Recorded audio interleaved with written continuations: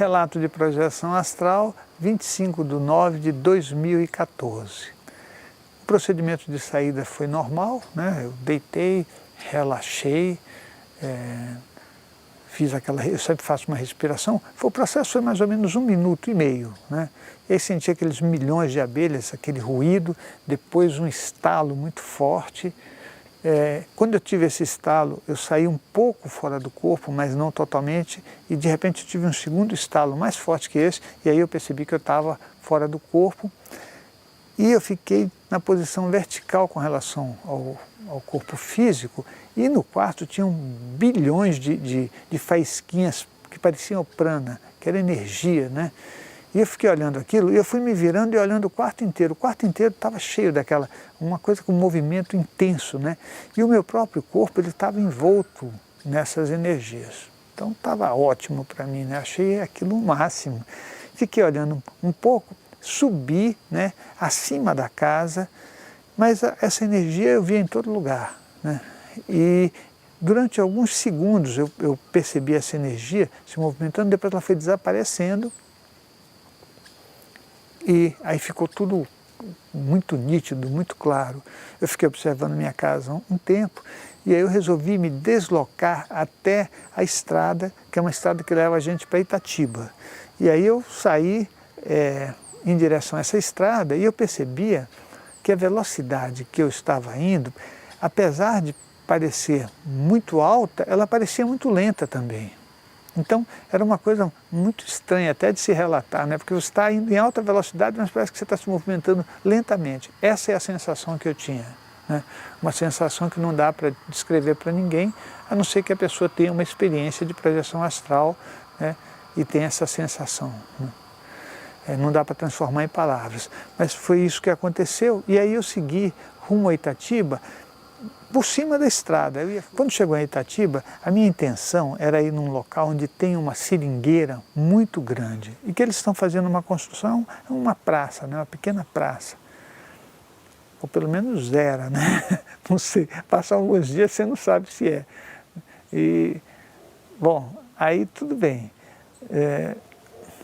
Eu fiquei em cima dessa seringueira, né, e estava ótimo para mim. Fiquei lá, depois eu desci dentro da seringueira para pegar aquela energia maravilhosa, que eu acho um crime fazer isso com as árvores, porque elas, né, trabalham, fazem a própria manutenção, aí a gente vai lá para, né, fazer esse tipo de coisa. Mas eu fiz isso e depois fiquei sobre a seringueira olhando aquela região, e eu vi na praça um espírito, uma consciência espiritual caminhando. Ela caminhava, mas ela não tinha pernas. Então, ela estava, você via o movimento de andar, e ao mesmo tempo ela não tinha nada. A partir da cintura para baixo, desaparecia tudo, né?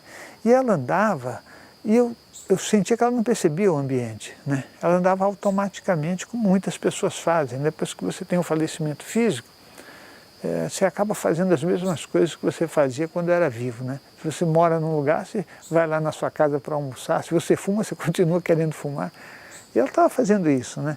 Eu fiquei observando por um tempo, e daí eu resolvi subir novamente, né, e retornar para minha casa.